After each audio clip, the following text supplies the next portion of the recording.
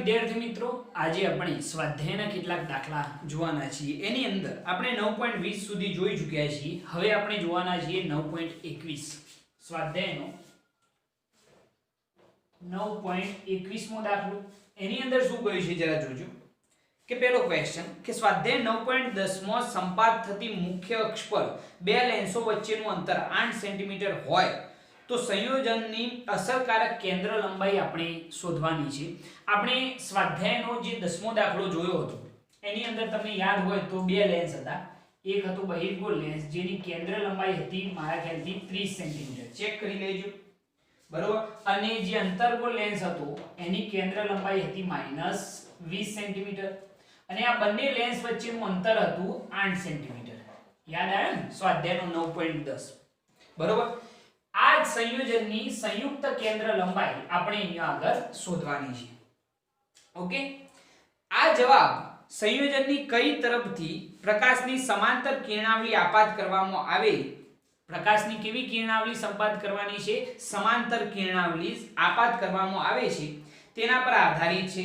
શું સંયોજનની અસરકારક કેન્દ્ર લંબાઈનો ખ્યાલ સહેજ પણ ઉપયોગી છે એ વસ્તુ આપણે દર્શાવવાની છે.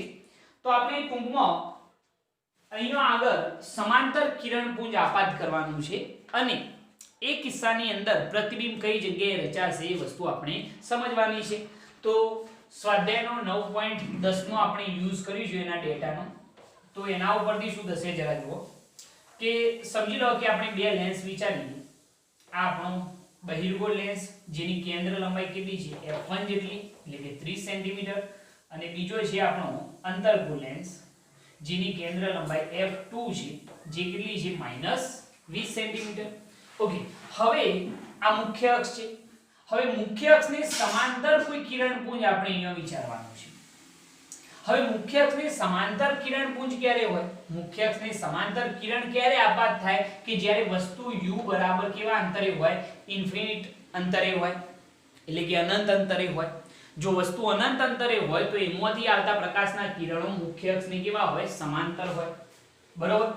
હવે આ જે પ્રકાશનું કિરણ આપાત થયું જે વસ્તુમાંથી આવે છે એના દ્વારા સપોઝ અહીંયા આગળ કોઈ આઈડેસ બિંદુ આગળ પ્રતિબિંબ રચાય છે. તો આપણે પ્રતિબિંબ અંતર શોધીએ કે કેટલું મળશે. તો જરા જુઓ કે એના માટે આપણી જોડે કઈ કઈ કિંમતો છે. તો u બરાબર u1 કહી દઈએ. પહેલો લેન્સ છે ને એટલા માટે u1. તો u1 બરાબર ઇન્ફિનિટી, બરોબર. f1 બરાબર આપણી જોડે છે 30 સેન્ટીમીટર. આપણે હાલ પૂરતી આની જ વાત કરીશું, આને હાલ ભૂલી જઈશું. f1 બરાબર 30 સેન્ટીમીટર. અહીંયા આગળ આપણે જો v1 શોધવું હોય, પહેલા લેન્સ દ્વારા મળતું જે પ્રતિબિંબ છે એ પ્રતિબિંબ અંતર જો v1 શોધવું હોય તો એના માટે શું થાય? તો લેન્સના સૂત્ર પરથી જો આપણે વાત કરીએ તો 1/f બરાબર 1/v - 1/u. હવે પહેલો લેન્સ છે એટલે કેન્દ્ર લંબાઈ f1, પ્રતિબિંબ અંતર જે મળે v1 અને વસ્તુ અંતર શું લખીએ? u1. કિંમત એપ્લાય કરી દઈએ. એના પહેલા 1/v1 ને કરતા બનાવી દો કારણ કે આપણે v1 શોધવાના છે. તો 1/v1 બરાબર 1/f1 1/u1. ઓકે. તો 1/v1 1/f1. f1 કેટલા? 30 સેન્ટીમીટર જે ધન છે, પ્લસ 1/u1. u1 કેવા? અનંત અંતરે છે. તો આપણને પ્રતિબિંબ અંતર v1 બરાબર કેટલું મળશે? v1 બરાબર આ રીતે વિચારજો, એક સ્ટેપ વધારે લખીએ, વાંધો નહીં. 1/v1 બરાબર 1/30 અને આ તો કેટલા થઈ ગયો? 0 થઈ ગયો 1/∞ એટલે. ઓકે. તો આનું વ્યસ્ત લઈ લઈએ તો v1 બરાબર આપણને મળશે 30 સેન્ટીમીટર. એટલે કે પ્રથમ લેન્સ દ્વારા મળતું પ્રતિબિંબ આપણને કેટલા અંતરે મળશે? 30 સેન્ટીમીટર અંતરે મળશે, બરોબર. હવે આ જે પ્રથમ લેન્સ દ્વારા આપણને પ્રતિબિંબ મળ્યું એ પ્રતિબિંબ બીજા લેન્સ માટે કોના તરીકે વર્તે છે? તો વસ્તુ તરીકે વર્તે છે. અહીંયા આગળ આપણે સ્પષ્ટતા કરવી પડશે કે પ્રથમ લેન્સ દ્વારા મળતું પ્રતિબિંબ બીજા લેન્સ માટે, બીજો લેન્સ એટલે કે અંતર્ગોળ લેન્સ, બીજા લેન્સ માટે કોના તરીકે વર્તે છે? વસ્તુ તરીકે વર્તે છે. તો જરા કહી શકશો કે બીજા લેન્સ માટે જો આપણે વાત કરીએ તો બીજા લેન્સ માટે જો આપણે વસ્તુ અંતર u2 કેવું હોય તો કેટલું થાય કહી શકશો? આ લેન્સ થી પ્રતિબિંબ કેટલા અંતરે મળ્યું 30 સેન્ટીમીટર. તો બીજા લેન્સ માટે પ્રતિબિંબ વસ્તુ તરીકે વર્તે છે તો વસ્તુ અંતર કેટલું થાય? આનાથી અંતર કેટલું છે? આ પ્રતિબિંબનું 30 સેન્ટીમીટર. તો બીજા લેન્સ થી અંતર કેટલું થાય? આ બે લેન્સ વચ્ચેનું અંતર 8 સેન્ટીમીટર છે. તો વિચારો કે અહીંયાથી અહીંયા સુધીનું અંતર 30 સેન્ટીમીટર, તો એમાંથી 8 સેન્ટીમીટર બાદ કરી દઈએ તો આપણને વસ્તુ અંતર મળી જશે, એટલે 30 - 8. તો બીજા લેન્સ માટે વસ્તુ અંતર થઈ જશે, તો u2 બરાબર કેટલા થઈ જશે? 22 સેન્ટીમીટર. કોઈ કન્ફ્યુઝન નહીં ભાઈ? પહેલા લેન્સ દ્વારા મળતું પ્રતિબિંબ કેટલા? 30 સેન્ટીમીટર અંતરે. એ પ્રતિબિંબ બીજા લેન્સ માટે કોના તરીકે વર્તે? વસ્તુ તરીકે. તો એનું વસ્તુ અંતર કેટલું થાય? આખા 30 સેન્ટીમીટર માંથી 8 સેન્ટીમીટર બાદ કરી દઈએ તો બીજા લેન્સ માટે વસ્તુ અંતર u2 બરાબર કેટલું થઈ જાય? -22 સેન્ટીમીટર. બીજા લેન્સની કેન્દ્ર લંબાઈ આપણને આપેલી છે કેટલી છે? -20 સેન્ટીમીટર. તો એના માટે પ્રતિબિંબ અંતર જે v2 છે એ આપણે ઈઝીલી શોધી શકીશું. તો એ આપણે શોધી કાઢીએ. તો એના માટે લેન્સનું સૂત્ર ફરીથી 1/f બરાબર 1/v - 1/u. ઓકે, હવે જરા જુઓ કે હવે કેન્દ્ર લંબાઈ કોની? બીજા લેન્સની, એટલે f2. પ્રતિબિંબ અંતર કયું આવશે? તો પ્રતિબિંબ અંતર આપણે શોધવાનું છે, બરોબર? v2, બરોબર? એટલે v2 શોધવાના અને u2 જે આપણે શોધેલા છે 22 સેન્ટીમીટર. હવે આપણે v2 શોધવાના, તો એને કરતા બનાવો જે બીજા લેન્સ માટેનું પ્રતિબિંબ અંતર છે, આ લેન્સ માટે. તો 1/v2 બરાબર 1/f2 પ્લસ 1/ શું થાય? u2. તો 1/v2 ઇઝ ઇક્વલ ટુ, ચલો 1/f2, f2 કેટલા છે ભાઈ? -20 સેન્ટીમીટર અંતરગોળ લેન્સ છે, પ્લસ 1/u2, u2 આપણે શોધેલા છે કેટલા છે? 22 સેન્ટીમીટર. તો 1/v2 ઇઝ ઇક્વલ ટુ, અહીંયા આગળ લસા લેવો પડશે અથવા સીધા તમે લઈ લેશો તો પણ ચાલશે, બરોબર? કે 22 દુ 44 એટલે 440 થઈ જશે, બરોબર? 440 લસા થઈ ગયો. હવે ક્રોસ ગુણાકાર કરીએ તો અહીંયા આગળ શું થશે? તો અહીંયા આગળ આવશે -22 પ્લસ અહીંયા આગળ આવશે 20, બરોબર? એટલે 1/v2 બરાબર -22 પ્લસ 20 એટલે -2/440 એટલે કેટલા થઈ જાય? 220 થઈ જશે. એટલે વ્યસ્ત લઈ લઈએ તો v2 બરાબર -220 સેન્ટીમીટર. ઓકે, તો બીજા લેન્સ થી પ્રતિબિંબ કેટલા અંતરે મળે છે? -220 સેન્ટીમીટર. એટલે કે કઈ તરફ મળશે? ડાબી તરફ. આ માઈનસ બતાવે છે એનો મતલબ શું છે ભાઈ? કે પ્રતિબિંબ કઈ તરફ મળે છે? ડાબી તરફ મળે છે. ઓકે, હવે આપણે v2 શોધી કાઢ્યા. જો આપણે મધ્ય કેન્દ્ર O થી અંતર કેવું હોય તો એ કેટલું થાય?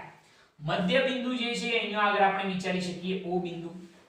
તો આ બે લેન્સ વચ્ચેનું અંતર 8 સેન્ટીમીટર. તો તમે કહી શકો આ અંતર કેટલું થાય? અહીંયાથી અહીંયા સુધીનું 4 સેન્ટીમીટર થાય, અહીંયાથી અહીંયા સુધીનું પણ 4 સેન્ટીમીટર. હવે બીજા લેન્સથી પ્રતિબિંબ કેટલા અંતરે ડાબી તરફ મળ્યું? 220. તો મધ્ય કેન્દ્રથી અંતર કેટલું કહેવાય? તો 220 માંથી સાહેબ 4 સેન્ટીમીટર બાદ કરી દો. તો અહીંયા આગળ એવું લખી શકીએ કે મધ્ય બિંદુ O થી અંતર જો આપણે કહેવું હોય તો એ કેટલું થાય? તો 220 અંતર છે ને ભાઈ, એટલે આપણે ધન લઈ લઈએ. આ 220 અને એની અંદરથી આ 4 સેન્ટીમીટર બાદ કરી દઈએ. સમજો છો? અહીંયાથી પ્રતિબિંબ કેટલા? 220 સેન્ટીમીટર અંતરે.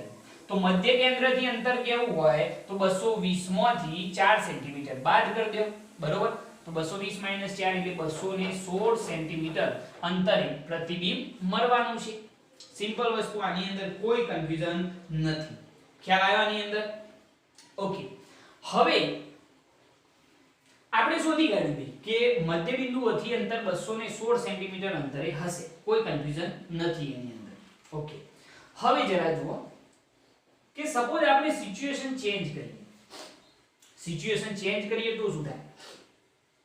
સપોઝ આપણે આની અંદર બીજો કિસ્સો વિચારીએ કે આ તો પહેલો કિસ્સો હતો કે આપણે પ્રકાશનું કિરણ જે છે એ બહિર્ગોળ લેન્સ ઉપર આપાત કર્યું છે, પરંતુ સપોઝ આપણે અંતર્ગોળ લેન્સને આગળ વિચારીએ. સપોઝ આ સ્થિતિ પણ આપણે વિચારી લઈએ આ રીતે. તો આની કેન્દ્ર લંબાઈ તમે જાણો છો f2 છે, આની કેટલી છે? f1. એ હું ચેન્જ કરતો નથી. અને વસ્તુ જે છે અનંત અંતરે છે અને અનંત અંતરેથી આવતા પ્રકાશના કિરણો એ મુખ્ય અક્ષની સમાંતર હોય એ તમે જાણો છો. તો u બરાબર શું થઈ ગયું? ઇન્ફિનિટી. u બરાબર શું થઈ ગયું? ઇન્ફિનિટી થઈ ગયું. તો એ સ્થિતિની અંદર જો આપણે વાત કરીએ તો u1 બરાબર ઇન્ફિનિટી. આપણે આ પહેલા લેન્સ માટે વાત કરીએ તો પ્રથમ લેન્સ માટે આ દેખાય છે ને પ્રથમ લેન્સ એના માટે ચલો u1 બરાબર ઇન્ફિનિટી. જોજો કન્ડિશન હવે ચેન્જ કરી છે. u1 ઇન્ફિનિટી કેન્દ્ર લંબાઈ f2 બરાબર કેટલી આવશે? -20 સેન્ટીમીટર.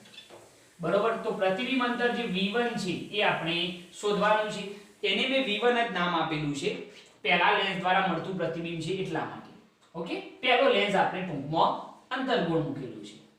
તો આના માટે કન્ડિશન શું થાય? તો એના માટે આપણું સૂત્ર એપ્લાય કરીએ કે 1/f2 બરાબર 1/v1 minus 1/ શું થઈ જાય? u1. આપણે v1 શોધવાના છે તો 1/v1 બરાબર 1/f2 plus 1/ શું થઈ જાય? u2. તો 1/v1 બરાબર 1/f2 કેટલા છે? -20 plus 1/u2 કેટલા છે? u2 નહીં હો ભાઈ u1. પહેલા લેન્સ માટે આપણે u1 નામ આપ્યું છે. u1 બરાબર કેટલા? ઇન્ફિનિટી. તો 1/v1 બરાબર -1/20 સેન્ટીમીટર. એટલે v1 બરાબર કેટલા થઈ જાય? -20 સેન્ટીમીટર. એટલે કે પ્રથમ લેન્સ દ્વારા પ્રતિબિંબ જે છે એ -20 સેન્ટીમીટર અંતરે મળશે એવો આપણને ખ્યાલ આવી ગયો. આ લેન્સથી ડાબી તરફ પ્રતિબિંબ મળશે એવો આપણને ખબર પડે છે. કેટલા અંતરે? તો 20 સેન્ટીમીટર અંતરે. ઓકે. હવે આ જે પ્રતિબિંબ છે પ્રથમ લેન્સ દ્વારા મળતું પ્રતિબિંબ જે આ બીજો જે અંતર્ગોળ લેન્સ છે એ બીજા લેન્સ માટે કોના તરીકે વર્તે? વસ્તુ તરીકે વર્તે છે. પ્રથમ લેન્સ દ્વારા મળતું પ્રતિબિંબ જે છે એ બીજા લેન્સ માટે કોના તરીકે વર્તે? વસ્તુ તરીકે વર્તે છે. તો આપણે બીજા લેન્સ માટે વસ્તુ અંતર u2 કેવું હોય તો કેટલું થાય? જરા વિચારી લો. આ કેટલા છે? આનાથી કેટલા અંતરે પ્રતિબિંબ મળ્યું? તમે કહેશો 20 સેન્ટીમીટર. બરોબર છે. હવે અહીંયાથી આપણે વાત કરીએ તો બીજા લેન્સ માટે વસ્તુ તરીકે વર્તે તો આ અંતર કેટલું છે? 8 સેન્ટીમીટર. અને આનાથી ડાબી તરફનું અંતર છે 8 સેન્ટીમીટર. એટલે એ પણ માઈનસ કહેવાય. તો એ પણ કેટલું થઈ જાય? -8. એટલે -28 સેન્ટીમીટર થઈ જશે. u2 બરાબર વસ્તુ અંતર બીજા લેન્સ માટે કેટલા અંતરે થઈ જાય? -28. સમજજો બરોબર. સમજ્યા છો તો જ દાખલો ગણી શકશો કે પહેલા લેન્સ થી -20 સેન્ટીમીટર અંતરે મળ્યું. તો બીજા લેન્સ થી એ વસ્તુ તરીકે વર્તે તો વસ્તુ અંતર u2 બરાબર શું થઈ જાય? -28 સેન્ટીમીટર. બીજા લેન્સ માટેની જે કેન્દ્ર લંબાઈ છે એ f1 છે અને f1 બરાબર 30 સેન્ટીમીટર છે. તો આપણે v2 જે છે એ ફાઇન્ડ કરવાના રહેશે. શોધી કાઢીએ. પહેલા આટલી વસ્તુ નોટ કરી લો. આ પહેલી કન્ડિશન ક્લિયર. બીજી કન્ડિશનની આપણે વાત કરી રહ્યા છીએ. પહેલા આને નોટ કરી લો. નોટ કરી લો આને એટલે આપણને ખ્યાલ આવે.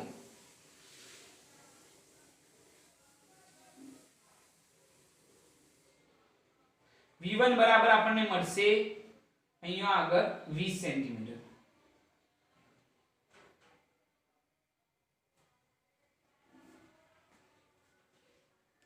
ઓકે. હવે આપણે વાત કરીએ બીજા લેન્સ માટે. પહેલા લેન્સ દ્વારા મળતું પ્રતિબિંબ તો આપણે જોઈ લીધું કે કેટલા અંતરે મળે છે તો -20 સેન્ટીમીટર એટલે કે ડાબી તરફ. બીજા લેન્સ માટે વસ્તુ તરીકે વર્તે તો વસ્તુ અંતર u2 બીજા લેન્સ માટે વસ્તુ અંતર u2 બરાબર કેટલું થયું? -28 centimetre.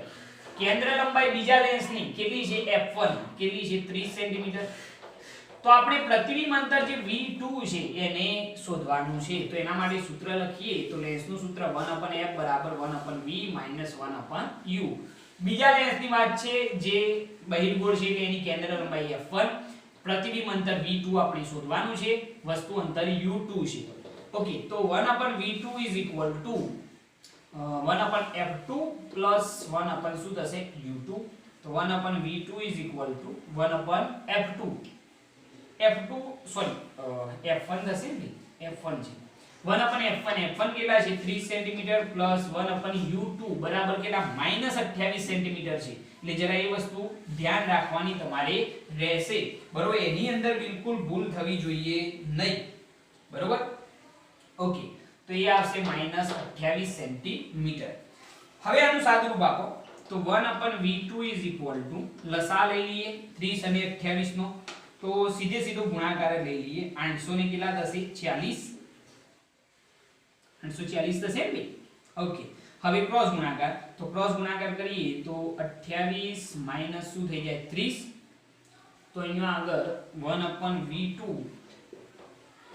1/v2 is equal to 28 minus 30 એટલે -2/840, એટલે 840 એટલે 420 થશે ને, તો અહીંયા આગળ 420, તો v2 બરાબર વ્યસ્ત લઈ લઈએ તો -420 સેન્ટીમીટર. કેટલું આવશે v2 બરાબર -420 સેન્ટીમીટર અંતરે આપણને પ્રતિબિંબ મળશે બીજા લેન્સ દ્વારા, બરોબર. બીજા લેન્સ થી કેટલા અંતરે પ્રતિબિંબ મળશે 420 સેન્ટીમીટર. જો આપણે મધ્ય બિંદુ O થી અંતર કેવું હોય તો આ અંતર 4 સેન્ટીમીટર થાય, આ પણ 4 સેન્ટીમીટર થાય, તો મધ્ય બિંદુ O થી અંતર જો આપણે કેવું હોય તો મધ્ય બિંદુ O થી અંતર કેટલું થાય, O થી અંતર કેવું હોય તો આ છે -400 અથવા અંતર છે એટલે ધન જ લઈએ, તો 420 માઈનસ કેટલા કરી દેવાના 4 એટલે કેટલા થઈ ગયો 416 સેન્ટીમીટર. મધ્ય બિંદુથી જે અંતર છે એ કેટલા અંતરે મળશે 416 સેન્ટીમીટર અંતરે મળશે. ખ્યાલ આવી ગયો આની અંદર. ટૂંકમાં આપણને એવો ખ્યાલ આવે છે કે જો લેન્સની અદલા બદલી કરવામાં આવે તો એ વખતે મધ્ય બિંદુઓથી જે અંતર છે ચેન્જ થઈ જાય. પેલામાં 200 ને મારા ખ્યાલથી 16 સેન્ટીમીટર હતું અને અહીંયા કેટલું થઈ ગયું 416 સેન્ટીમીટર અંતર, બરોબર. ડાબી તરફ જ મળે છે. એટલે એ વસ્તુ જરૂરી છે ભાઈ કે લેન્સ કયો આપણે આગળ મૂકીએ છીએ અથવા તો પાછળ મૂકીએ છીએ. આ પહેલો ક્વેશ્ચન આપણો સંપૂર્ણ સોલ્વ થઈ ગયો. ઓકે, હવે બીજા ક્વેશ્ચન તરફ જઈએ. બીજો ક્વેશ્ચન શું કરેલો છે જરા એનસીઈઆરટી માં જોજો કે ઉપરોક્ત ગોઠવણીમાં 1.5 સેન્ટીમીટર ઊંચાઈની એક વસ્તુને બહિર્ગોળ લેન્સથી 40 સેન્ટીમીટર અંતરે મૂકવામાં આવે છે. કેટલી ઊંચાઈની વસ્તુ તો 1.5 સેન્ટીમીટર ઊંચાઈની વસ્તુ બહિર્ગોળ લેન્સથી કેટલા અંતરે તો -40 સેન્ટીમીટર અંતરે મૂકવામાં આવે છે.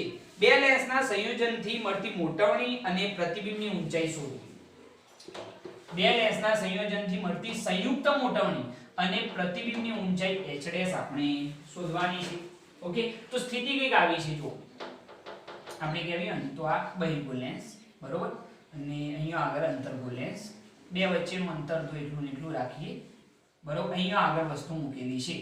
બહિર્ગોળ લેન્સથી વસ્તુનું જે અંતર છે એ આપણને કહેલું છે u બરાબર કેટલું છે 40 સેન્ટીમીટર. તો આની અંદર પણ સેમ પ્રોસિજર જ આપણે ફોલો કરીશું. ચલો આ સ્થિતિ માટે ચલો u1 બહિર્ગોળ લેન્સ માટેનું વસ્તુ અંતર u1 જો આપણે કહેવું હોય તો પ્રથમ લેન્સ માટે એવું લખીએ આપણે કે પ્રથમ લેન્સ માટે, ચલો પ્રથમ લેન્સ માટે વસ્તુ અંતર u1 બરાબર કેટલું થયું -40 સેન્ટીમીટર. પ્રથમ લેન્સની કેન્દ્ર લંબાઈ f1, બીજાની f2. તો પ્રથમ લેન્સની કેન્દ્ર લંબાઈ f1 બરાબર કેટલી હતી 30 સેન્ટીમીટર. તો આપણે v1 અહીંયા આગળ શોધીશું. તો ફરીથી એના એ સૂત્ર કે 1/f1 બરાબર 1/v1 1/u1. તો ચલો 1/v1 is equal to 1/f1 plus 1/u1. તો 1/v1 is equal to 1/f1, f1 સાહેબ 30 સેન્ટીમીટર પ્લસ 1/u1, u1 સાહેબ -40 સેન્ટીમીટર.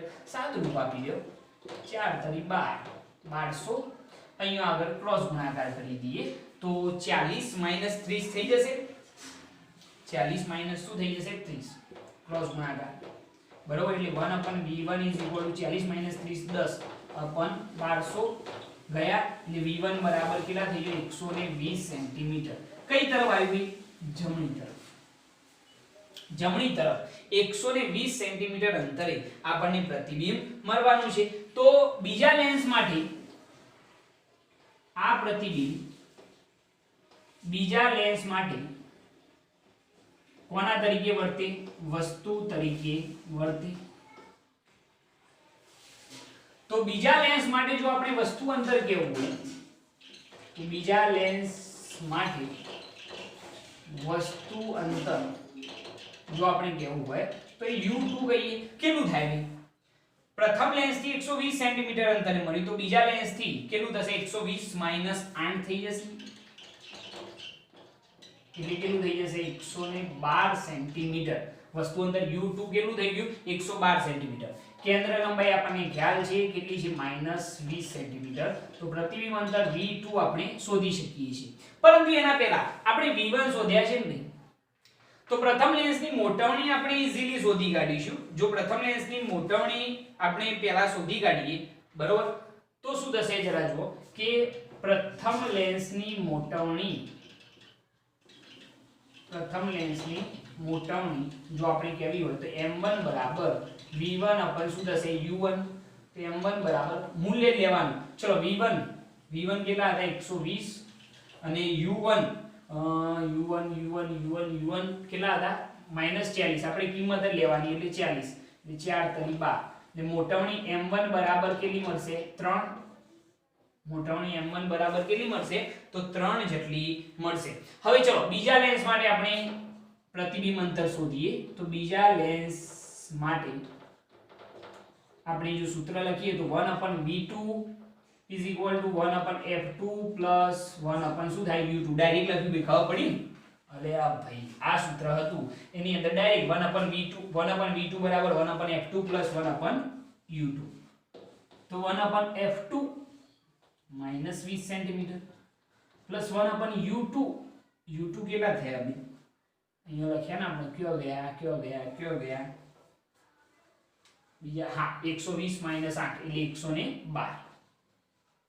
તો 1/v2 is equal to 112 દુ 224. લસાઅ એટલો જ લઈ લઈએ આપણે બરોબર. 224 એટલે 2240 થાય. 2240 ક્રોસ ગુણાકાર કરીએ તો કેટલા આવશે? -112 પ્લસ કેટલા થશે? 20. એટલે બાદબાકી કરો ને તો 92 થશે. અહીંયા આગળ લખીએ. નોટ કરી લેજો આ વસ્તુ. નોટ કરી લો. અહીંયા લખીએ. દાખલો થોડોક લેન્ધી થઈ ગયો.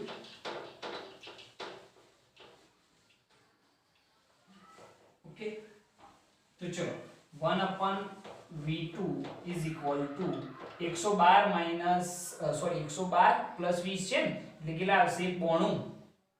કેટલા થશે? 92 એટલે -92/2240 બરોબર. તો વ્યસ્ત લઈ લઈએ તો v2 બરાબર -2240/92 એટલે v2 બરાબર કેટલા થશે? કરજો ભાગાકાર. v2 બરાબર -24.34 સેન્ટીમીટર તમારે મળશે. એટલે કે બીજા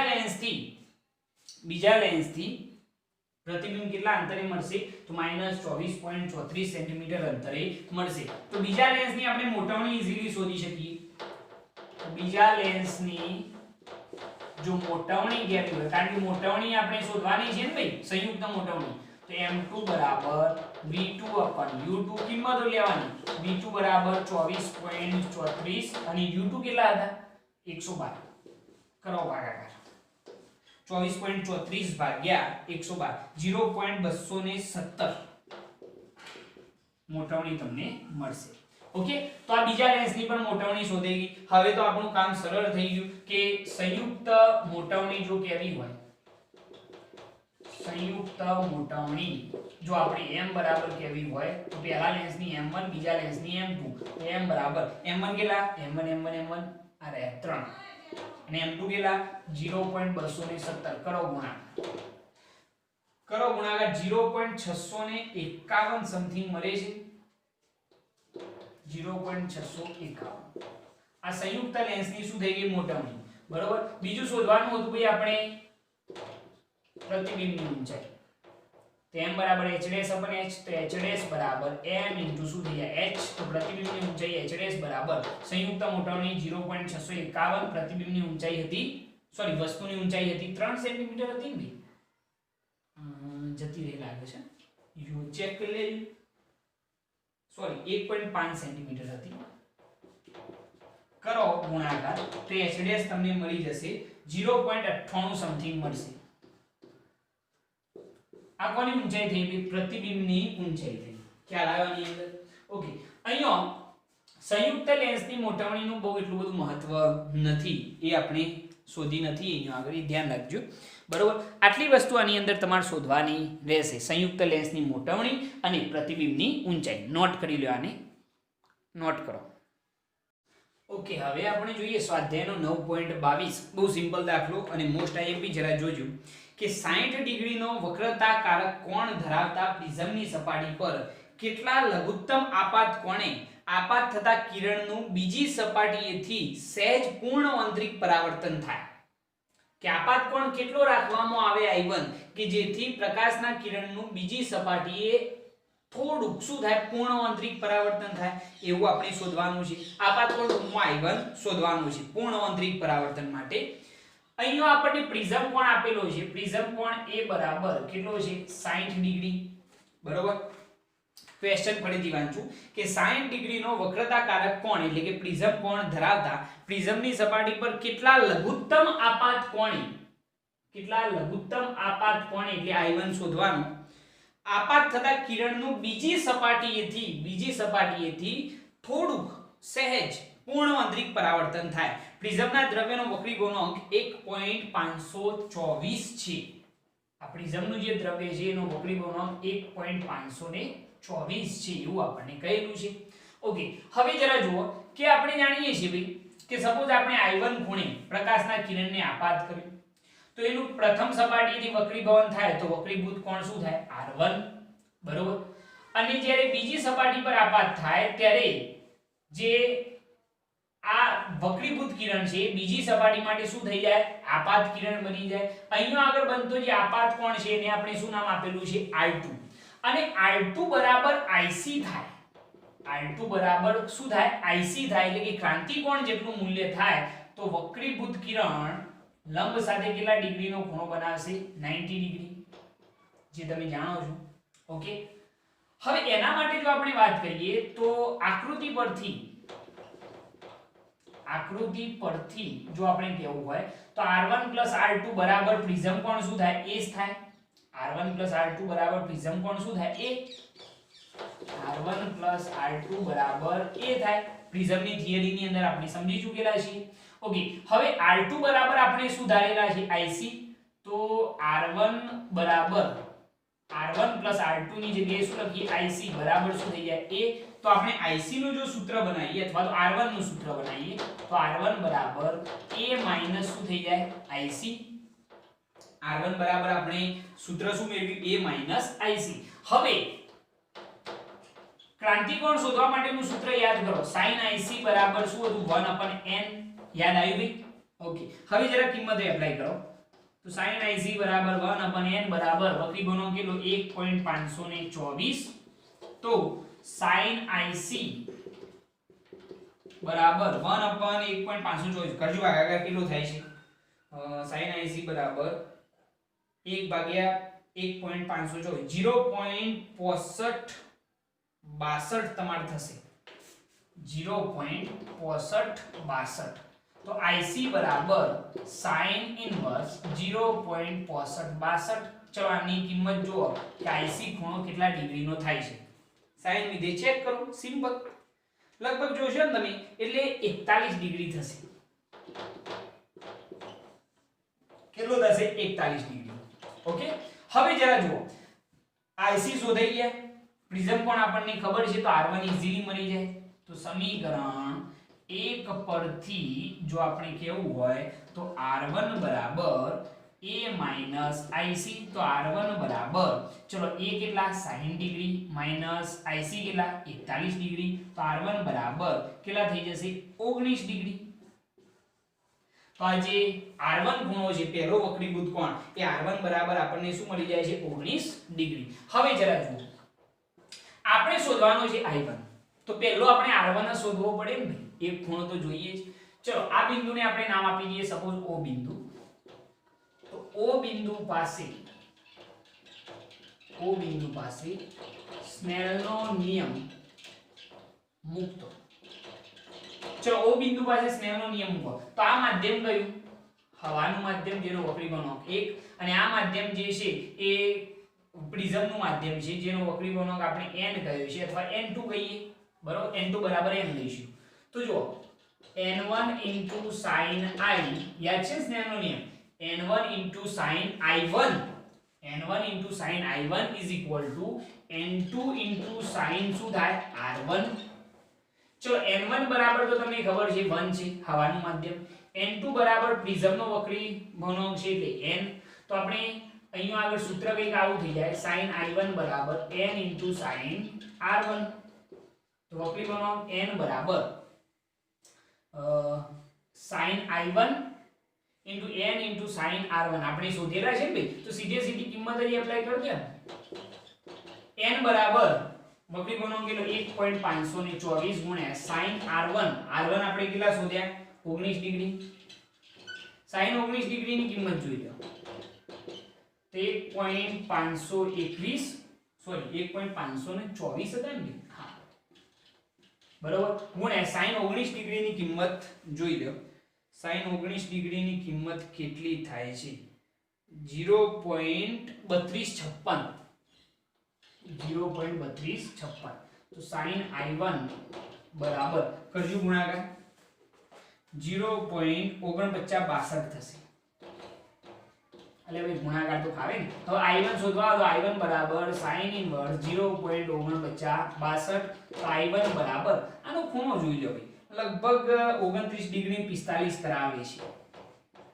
બરોબર એટલે I1 બરાબર લગભગ કેવો હોય તો 30 ડિગ્રી કહેવાય બરોબર કેટલો સિમ્પલ દાખલો કઈ નથી આની અંદર બરોબર પ્રિઝમ વાળી થિયરી ઉપરથી ભૈયા આપણને ખ્યાલ છે કે જ્યારે આપાત કોણ R2 બરાબર IC થાય ત્યારે વક્રીભૂત કોણ કેટલા 90 ડિગ્રી નો થાય બરોબર તો આપણે એના માટે વાત કરીએ તો આકૃતિની ભૂમિતિ પરથી પ્રિઝમ કોણ A બરાબર શું થાય R1 R2 યાદ છે ને ભઈ આ વસ્તુ તો મેં આ વસ્તુ બહુ સારી રીતે તમને સમજાવેલી છે ઓકે હવે આકૃતિ પરથી R1 R2 બરાબર પ્રિઝમ કોણ A તો R1 R2 બરાબર કેટલા વિચારે IC A તો R1 બરાબર A IC સમીકરણ 1 બની ગયું હવે ક્રાંતિકોણ શોધવા માટેનું સૂત્ર આપણું હોટ ફેવરિટ છે sin IC બરાબર 1/n તો sin IC બરાબર 1/n બરાબર પ્રિઝમના દ્રવ્યનો વક્રી ગુણાંક 1.524 તો sin IC બરાબર કેટલા થઈ ગયો 0.65 તો IC બરાબર sin ઇન્વર્સ 0.65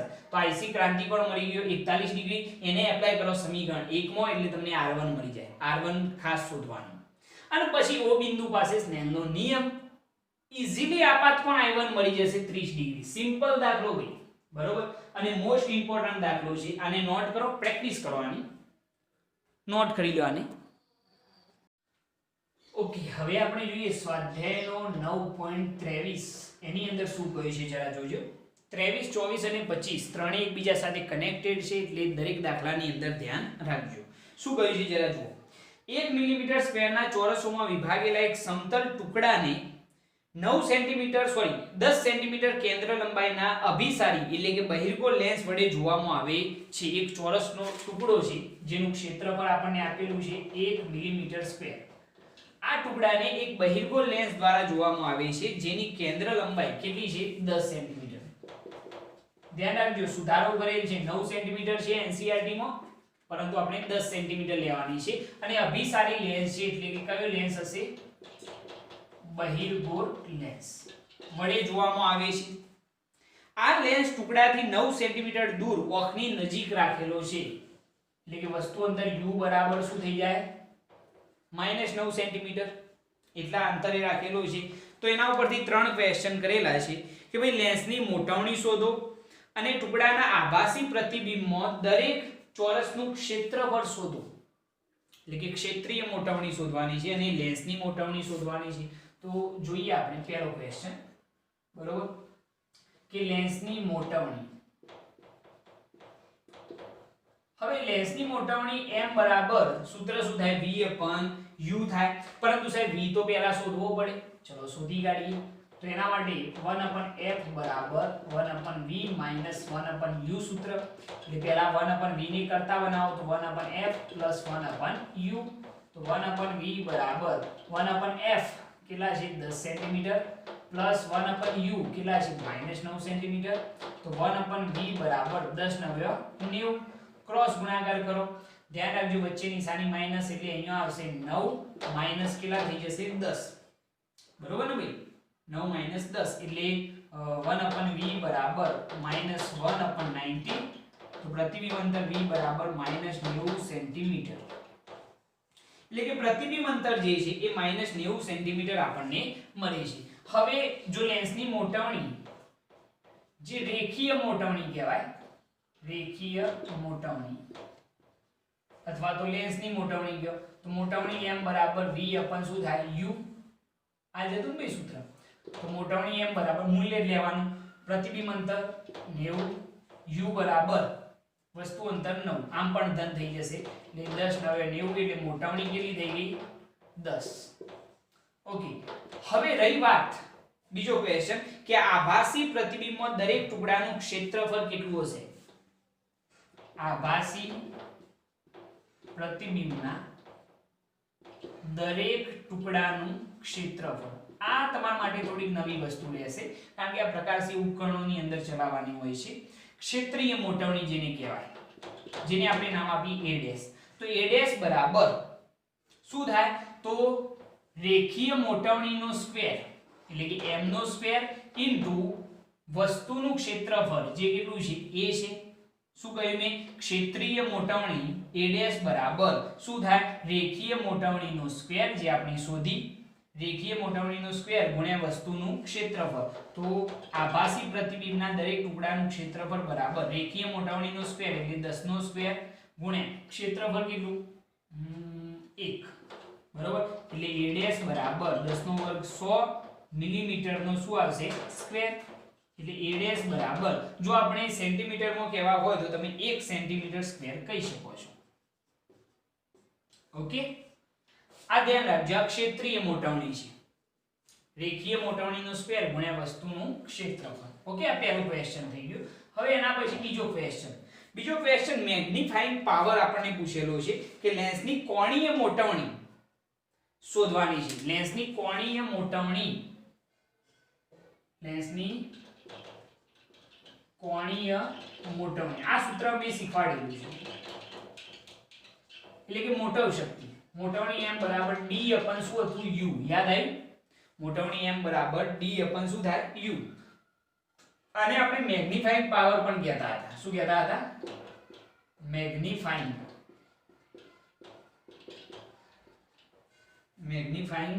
પાવર, બરોબર. તો મોટવણી m બરાબર જનરલી આપણે જે d અંતર છે એ કેટલું લઈએ છીએ ઓકનું નજીક બિંદુ દ્રષ્ટિ અંતર કેટલું હોય 25 સેન્ટીમીટર, અને વસ્તુ અંતર આપણે અહીંયા લેવાનું છે 9, એટલે મોટવણી જે મળશે કોણીય મોટવણી 25/9 કરો એટલે તમને 2.8 મળી જશે. આ સૂત્ર તમે જાણો છો, મોટવણી m બરાબર d અપન u, મેં તમને શીખવાડેલું છે માઇક્રોસ્કોપની અંદર. ઓકે, એટલે મેગ્નીફાઇંગ પાવર તમે ઈઝીલી શોધી શકશો. અને એના પછી ત્રીજો ક્વેશ્ચન છે એની અંદર કે a અને a માં મેળવેલ મોટવણી અને b માં મેળવેલ મોટવ શક્તિ સમાન છે. સમજાવો ભાઈ, a માં મેળવેલી આ મોટવણી અને b માં મેળવેલી મોટવણી સમાન છે, તો તમે કહેશો ના. તમે શું કહેશો? ના, બંને સમાન નથી. બરોબર, ના, બંને કેવી છે? અલગ અલગ છે. બરોબર, પરંતુ જો આપણે અહીંયા આગળ સમાન ક્યારે થાય? જો આનું મોટવણીનું સૂત્ર v અપન u અને આનું કેટલું છે d અપન u, છેદ સમાન છે, પરંતુ અહીંયા પ્રતિબિંબ અંતર v છે અને અહીંયા આગળ દ્રષ્ટિ અંતર d છે. પરંતુ આપણે એવું વિચારી શકીએ, પરંતુ રેખીય મોટવણી દ્વારા મળતું પ્રતિબિંબ v બરાબર d જેટલું થાય, v બરાબર કેટલું થાય? d જેટલું થાય, તો બંને સમાન થઈ શકે છે. શક્યતા આ છે કે v બરાબર જો d થાય તો રેખીય મોટવણી અને કોણીય મોટવણી સમાન થઈ શકે છે. આ ત્રણેય ક્વેશ્ચન થઈ ગયા, સિમ્પલ છે, નોટ કરી લો આને. આ 9.23 થઈ ગયું, ફટાફટ નોટ કરો. ઓકે, હવે આપણે જોઈએ સ્વાધ્યાયનો 9.24, બહુ સિમ્પલ દાખલો અને સમજવા જેવો. તો એના માટે 9.23 નો યુઝ કરવાનો છે. સ્વાધ્યાય 9.23 માં સમતલમાંની આકૃતિથી લેન્સને કેટલા અંતરે રાખવો જોઈએ કે જેથી મહત્તમ શક્ય મોટવ શક્તિ સાથે ચોરસો સ્પષ્ટ દેખાય, કે આપણે ચોરસને કેટલા અંતરે રાખવો જોઈએ, મતલબ કે વસ્તુ અંતર શોધવાનું, કેટલા અંતરે રાખવો જોઈએ કે જેથી એનું સ્પષ્ટ પ્રતિબિંબ આપણે જોઈ શકીએ. તો 9.23 ની અંદર ચોરસનું ક્ષેત્રફળ હતું 1 મિલીમીટર સ્ક્વેર, બહિર્ગોળ લેન્સની કેન્દ્ર લંબાઈ હતી 10 સેન્ટીમીટર. અહીંયા આપણે વસ્તુ અંતર u જે છે એ શોધવાનું છે કે જેથી પ્રતિબિંબ કેવું સ્પષ્ટપણે જોઈ શકાય. તો તમને યાદ છે ભાઈ કે જ્યારે લેન્સ દ્વારા મળતું પ્રતિબિંબ, જ્યારે લેન્સ દ્વારા મળતું પ્રતિબિંબ અંતર v બરાબર દ્રષ્ટિ અંતર d જેટલું થાય, v બરાબર d જેટલું થાય ત્યારે વસ્તુને સ્પષ્ટપણે જોઈ શકાય છે. માનવ જે છે ભાઈ એ દ્રષ્ટિ અંતર જેટલા અંતરે જો પ્રતિબિંબ રચાય તો એને સ્પષ્ટપણે જોઈ શકીએ છીએ. એટલે કે v બરાબર શું થાય d, અને દ્રષ્ટિ અંતર કેટલું છે 25 સેન્ટીમીટર. આપણે ડાબી તરફ અંતર વિચારવાનું છે એટલે v બરાબર -d એટલે કેટલા થઈ જાય -25 સેન્ટીમીટર. વસ્તુ અંતર u આપણે શોધવાનું છે, કેન્દ્ર લંબાઈ આપણને આપેલી છે 10 સેન્ટીમીટર. તો ચલો u ઈઝીલી આપણે લેન્સના સૂત્ર પરથી શોધી શકીએ છીએ. ઓકે, તો લેન્સના સૂત્ર પરથી જો આપણે કહેવું હોય તો 1/f બરાબર 1/v - 1/u. તો 1/u શોધવાના છે તો કરતા બનાવો. તો 1/u બરાબર 1/v - 1/f. તો 1/u બરાબર ચલો 1/v, v બરાબર સાહેબ -25 સેન્ટીમીટર બરોબર, માઈનસ 1/f બરાબર કેટલા 10 સેન્ટીમીટર. એક કામ કરો કે બંનેમાંથી માઈનસ નિશાની કોમન લઈ લો. તો 1/u બરાબર ચલો માઈનસ કોમન, તો અહીંયા શું વધ્યું 1/25 પ્લસ અહીંયા શું થશે 1/10. તો 1/u બરાબર માઈનસ 25 ગુણ્યા 10 એટલે 250, ક્રોસ ગુણાકાર કરી દો તો 10 પ્લસ કેટલા થઈ જાય 25. તો 1/u બરાબર માઈનસ 25 ને 10 35/250.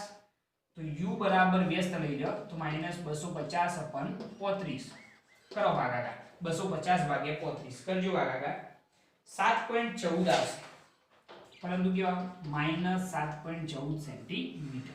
ઓકે, તો આટલા અંતરે જો વસ્તુને મૂકવામાં આવશે તો આપણે એને સ્પષ્ટપણે જોઈ શકીએ છીએ. ઓકે, આ પહેલો ક્વેશ્ચન હતો ભાઈ, આ પહેલો ક્વેશ્ચન. એના પછી એની જ અંદર એક બીજો ક્વેશ્ચન છે કે આ કિસ્સામાં મોટવણી કેટલી મળશે. આ કિસ્સામાં મોટવણી કેટલી મળશે? તો મોટવણી m બરાબર v/u. તો મોટવણી m બરાબર પ્રતિબિંબ અંતર 25 સેન્ટીમીટર, વસ્તુ અંતર 7.14. આમ પણ માઈનસ માઈનસ પ્લસ જ થઈ જવાનું છે. તો 25 ભાગ્યા 7.14 કરો. 25 ભાગ્યા 7.14 એટલે તમારે 3.5 આવશે. બરોબર થઈ ગઈ મોટવણી. એના પછી ત્રીજો ક્વેશ્ચન કે શું મોટવણી અને મોટવ શક્તિ આ કિસ્સામાં સમાન છે? મોટવ શક્તિ એટલે કે મેગ્નીફાઇંગ પાવર, બરોબર. તો મેગ્નીફાઇંગ પાવર m બરાબર શું થાય d/u. તો m બરાબર d બરાબર પણ અહીંયા કેટલા 25 સેન્ટીમીટર અને u બરાબર 7.14. તો પણ મોટવણી કેટલી મળશે 3.5 જ મળશે. તો જવાબ શું આવશે? હા, બંને કેવા છે? સમાન છે. બરોબર, એ રેખીય મોટવણી અને મેગ્નીફાઇંગ પાવર એ બંને કેવા છે? સમાન છે એવું આપણે કહી શકીએ છીએ. આની અંદર પેલામાં સમાન હતા નહીં, પરંતુ અહીંયા સમાન છે. નોટ કરી લો. એના પછી 9.25 ની પણ આપણે વાત કરી લઈએ. ઓકે, હવે આપણે જોઈએ સ્વાધ્યાયનો 9.25 મો દાખલો.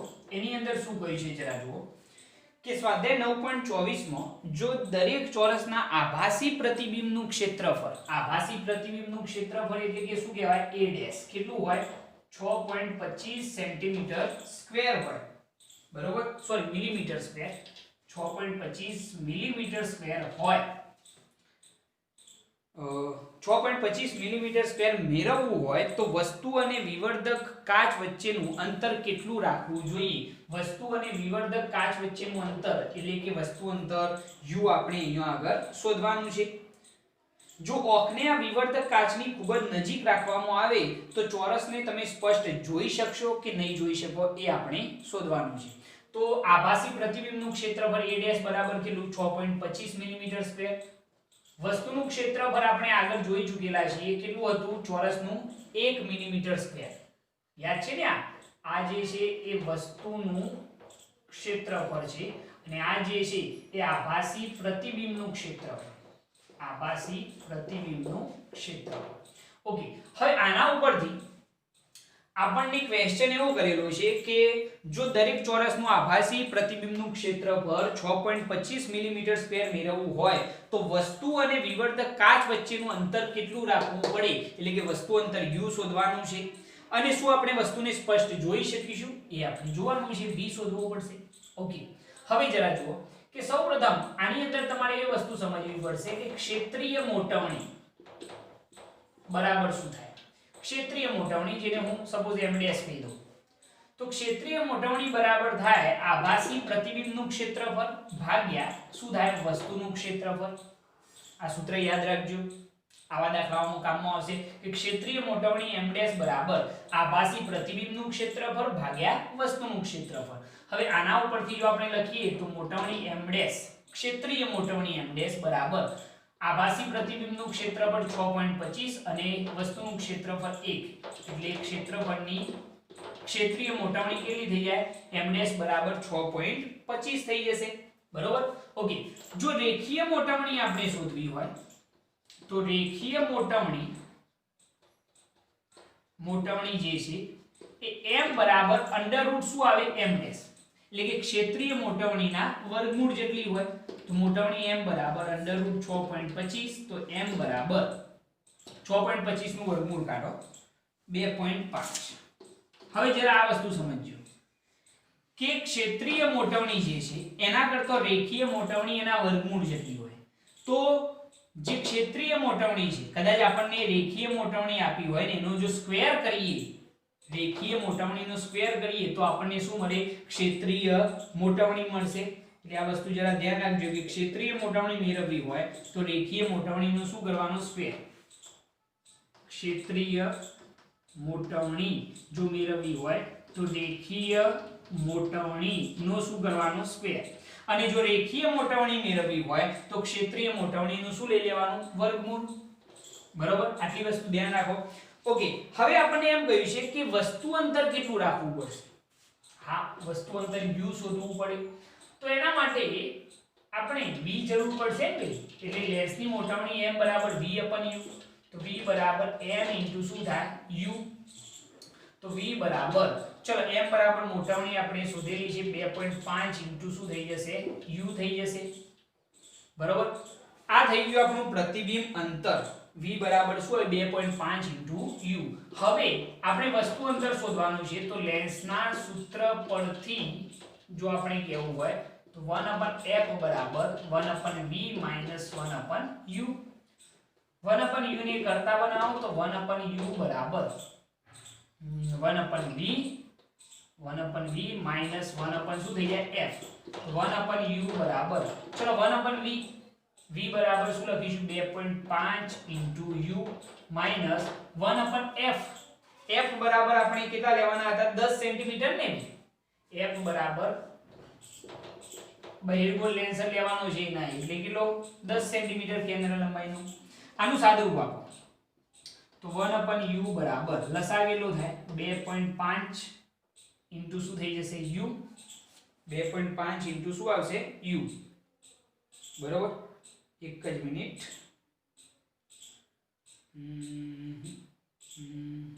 એક જ મિનિટ. આપણે 2.5 into u into 10 એટલે 25u થઈ જાય ને લસા. બરોબર, હવે ક્રોસ ગુણાકાર કરીએ તો શું થઈ જશે? અહીંયા આગળ થઈ જશે તમારે સાદુરૂપ આપવું પડશે ને. હા ભાઈ એક કામ કરો કે અહીંયા આગળ 1/u ને કરતા ના બનાવશો, સીધી કિંમત એપ્લાય કરો તો ઈઝીલી પતી જશે. જુઓ 1/f બરાબર 10 centimetre is equal to 1/v બરાબર કેટલા 2.5 u માઈનસ શું આવશે 1/u. ખ્યાલ આવે એટલે થોડુંક સરળ થઈ જશે. તો 1/10 બરાબર લસાઅ કેટલો થાય આ બંનેનો 2.5 u. ક્રોસ ગુણાકાર કરીએ તો અહીંયા શું થઈ જશે, અહીંયા તો એકલો એક જ વધશે કારણ કે એની નીચે 2.5 u છે. લસાઅ વડે આપણે ગુણીએ તો બંને કેન્સલ એટલે 1 માઈનસ અહીંયા કેટલા આવશે 2.5 u વડે ગુણીએ તો u કેન્સલ એટલે 2.5. તો 1/10 બરાબર, અથવા તો ક્રોસ ગુણાકાર લઈ લો અહીંયા શું થઈ જશે 2.5 u ઇઝ ઇક્વલ ટુ અહીંયા ગુણીએ તો 10 * 10 માઈનસ 10 * 2.5 એટલે કેટલા થઈ જાય 25 થઈ જશે. તો 2.5 u બરાબર 10 - 25 કેટલા થાય -15. તો વસ્તુ અંતર u બરાબર -15 ભાગ્યા 2.5 કેટલું આવે છે વસ્તુ અંતર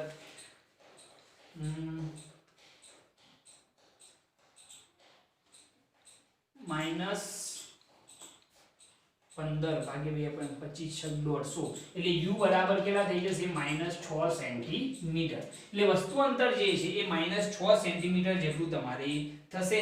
બરોબર, આના ઉપરથી જો પ્રતિબિંબ અંતર v શોધવું હોય તો v બરાબર શોધવું આપણું 2.5 u. તો v બરાબર 2.5 * u બરાબર -6. તો v બરાબર 25 * 150 એટલે કેટલા થઈ જશે 15. બરોબર, એટલે v બરાબર -15 સેન્ટીમીટર પ્રતિબિંબ અંતર આપણને મળશે. તો આપણે u પણ શોધી કાઢ્યો અને v પણ શોધી કાઢ્યો. v બરાબર કેટલું આવ્યું -15 સેન્ટીમીટર. હવે જરા ધ્યાનથી વિચારો કે અહીંયા આગળ જે પ્રતિબિંબ અંતર છે v એ લેસ ધેન d છે. પ્રતિબિંબ અંતર v છે એ લેસ ધેન d હોવાથી વસ્તુ સ્પષ્ટપણે જોઈ શકાશે નહીં. કારણ કે મેં તમને એવું શીખવાડેલું છે કે v બરાબર d હોય એટલે કે નજીક બિંદુ અંતરે જો પ્રતિબિંબ મળતું હોય તો આપણને એ સ્પષ્ટ રૂપે જોઈ શકાય છે. પરંતુ અહીંયા v બરાબર કેટલું -15 અને આપણું નજીક બિંદુ કેટલા છે તો v બરાબર -25 છે. બરોબર, એટલે v જે છે લેસ ધેન શું છે d. એટલા માટે આપણે વસ્તુને સ્પષ્ટપણે જોઈ શકતા નથી. ખ્યાલ આવી ગયો આની અંદર? એક વાત ફરીથી સમજી લો. આપણો દાખલો આમ સિમ્પલ છે પરંતુ અહીંયા ક્ષેત્રીય મોટવણીની વાત છે. ક્ષેત્રીય મોટવણી બરાબર યાદ રાખો કે આભાસી પ્રતિબિંબનું ક્ષેત્રફળ ભાગ્યા વસ્તુનું ક્ષેત્રફળ. તો m' બરાબર આભાસી પ્રતિબિંબનું ક્ષેત્રફળ 6.25 ભાગ્યા 1 એટલે 6.25 થઈ ગઈ.